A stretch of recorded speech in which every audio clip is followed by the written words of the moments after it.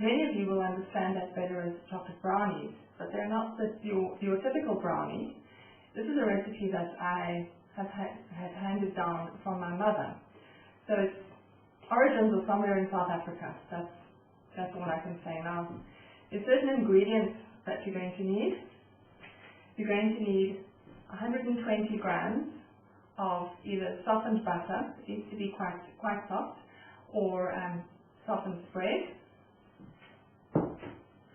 You need half a cup of just ordinary granulated sugar, not caster sugar, just ordinary sugar. You need a cup of plain flour, a teaspoon of baking powder, and a cup of desiccated coconut, it's unsweetened desiccated coconut, and 2 tablespoons of cocoa powder.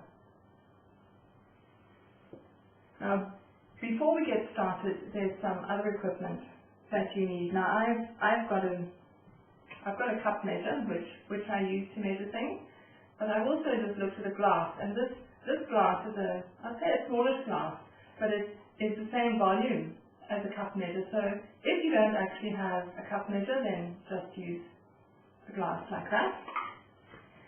You need a teaspoon measure. Once again, I've got a teaspoon measure, but I've also used a medicine measure, and this one comes from, I think, probably children's cough mixture. So it's got a teaspoon on one side and half a teaspoon on the other.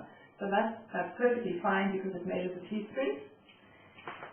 You need a tablespoon measure, and I was looking around in my kitchen drawer, and this is also a tablespoon. It's one of those coffee scoops. So if you've got something like that, but you don't have an actual tablespoon measure, that's perfectly fine. You also need a baking pan, which is about that size. And it doesn't really matter whether it's square or round or oblong, but it's more or less this size, and it needs to be greased inside. Now I'm going to be using my electric mixer. However, you could use a hand mixer and a bowl. That would work fine. Or if you've got really strong arms, you can use a wooden spoon. But I'm opting for the electric mixer.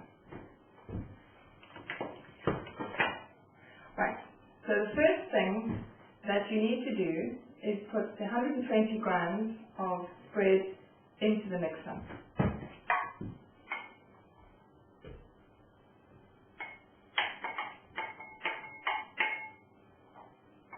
Yeah, so that's all in. Now this is going to be a little bit noisy, so just bear with me.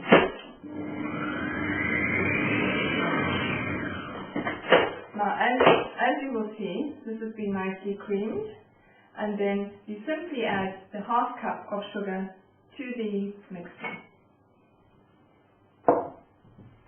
And once again, once it's creamed, what I would suggest you do is use a spoon or a spatula or something and just push down the side so that it doesn't all connect around the edges. And you can wipe off the excess ingredients, and once again just give it a little whisk.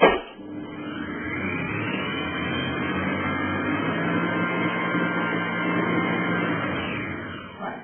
Once you've done that, what I would normally do is I would add the baking powder to the flour, and then I would start adding it to the creamed butter and spread and sugar, or if it's butter, depending on what you're using.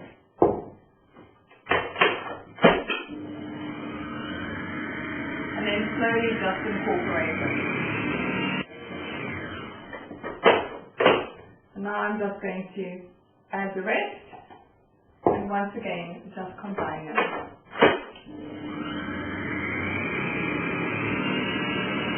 Making sure that they nicely mix on top of the flour and the finished product. And then you're going to add the desiccated coconut. And just pop it in.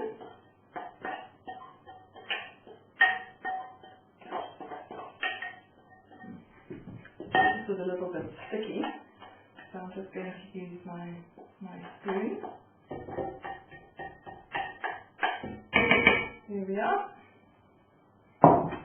Once again, you take off just as long as they're combined, and then sprinkle in the cocoa. This is where it changes from yellow.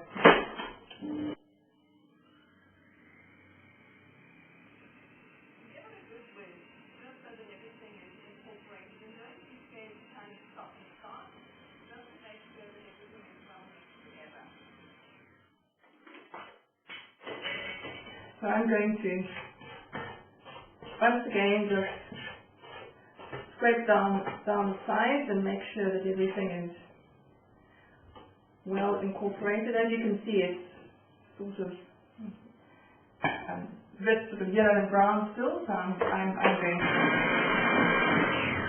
And once it's finished, it looks as if it's been well incorporated. What you're going to do is you're going to pack it into the baking pan that has been greased already, as I mentioned. So if you've got this sort of paddle, you just need to get rid of all the excess ingredients. I don't seem to be doing such a good job of that, but anyway, that's the plan, to get rid of the excess ingredients. And then just scrape it down the sides, like that, and then pop it into the baking tray. There's usually a little bit left in the mixing bowl, so if there's any children out there who like to scrape the bowl, then this is your chance. But don't jump in too quickly, because then you won't have enough to make your chocolate crunchies. What I could also add is that I have made this recipe and turned it into gluten-free chocolate crunchies. So what you do is you would just substitute the ordinary plain flour and baking powder for gluten-free flour and gluten-free baking powder. And the only difference really is that the end product is just a little bit more crumbly, but that would be quite usual for a gluten-free baking product. But it tastes great, and I've got a number of gluten-free or friends who are gluten-free, and they assure me that they taste delicious. So that's, if you are gluten-free, then it's great that this is an easy recipe that you could make without having too many adaptations. Now what I'm trying to do here, as you will see, is I'm just trying to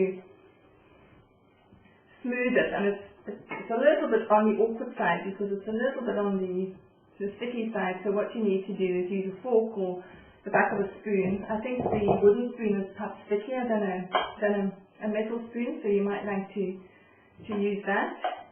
And the idea is just to pop everything in and make it more or less level. You don't want thicker bits and thinner bits, and it needs to be spread more or less evenly. That's what I'm doing here. And as you can see, that's spread in there. And then what you do is you pop it into an oven that has been preheated to 180 degrees, and in my oven it's exactly 20 minutes.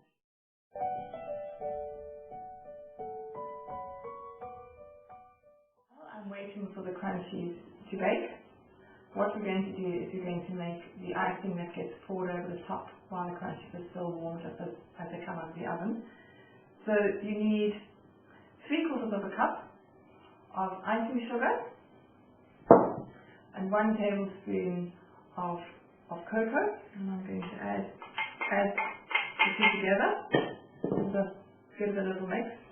Now what you need to do is you need to use this ordinary tap water to make it into a consistency that's easily poured but not too runny. So it does take a little bit of practice. So what I would normally do is I would just start very slowly, and I would just start mixing. If you make it a little bit too runny, it's not a problem. All you do is you add a little bit more icing sugar. So either use around about a cup of icing sugar to about a tablespoon of water, or if you want less icing sugar, 3/4 of a cup, I would say just use less water. But it's trial and error. I've made this goodness knows how many times, and each time I'm fiddling about with water or icing sugar. But the idea is that it's that sort of consistency. So it's thickish, but it still pours. And what we're going to do is we're just going to wait for the crunchy bit to come out of the oven, and then this gets poured over the crunchies while they're still hot.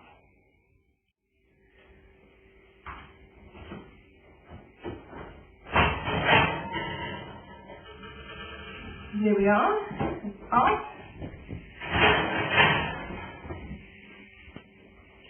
Now what I would normally do, obviously you need to use an oven glove or something, is just gently, you'll see as I pick it up, it's kind of a little bit uneven, and if you don't just gently press it down, it's trying to be very, very crumbly. So what I would normally do is just give it a little press down, as you can see.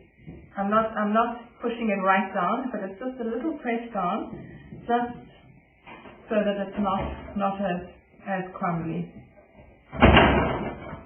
You'll see, like that. And then the next step is to pour this icing mixture all over the top. And as you can see, it's done almost immediately that it has come out of the oven.